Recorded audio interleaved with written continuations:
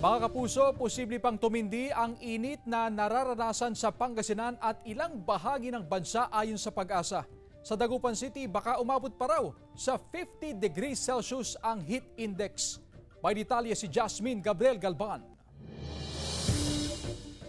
Dalawang anak ni Mang Michael na nag-aaral sa Dagupan City. Madalas daw sumakit ang ulo ng kanyang mga anak dahil sa mainit na panahon, kung minsan nahihilo rin. Malaking bagay raw ang pagsuspindi ng face-to-face classes. Okay na rin yung po, ma'am.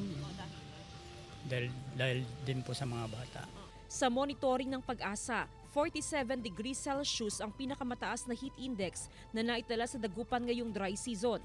Naitala ito noong March 27. Pero ayon sa Pag-asa, posibleng pumalo pa sa 50 degrees Celsius o higit pa ang init factor sa mga susunod na araw. Nasa bungat pa lang o sa mid pa lang tayo ng tinatawag na yung tag-inod o dry season.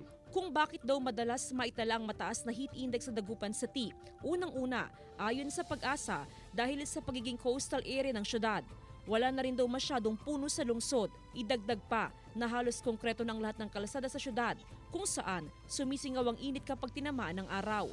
Dahil sa mainit na panahon, patuloy na pinag-iingat ng Health Authority ang publiko. Sa ngayon, wala pa naman daw natatalang kaso ng heat stroke sa Pangasinan.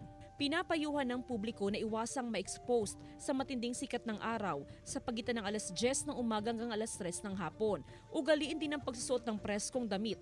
Kasama si Daryl Peralta, Jasmine Gabriel Galban, One North Central Luzon.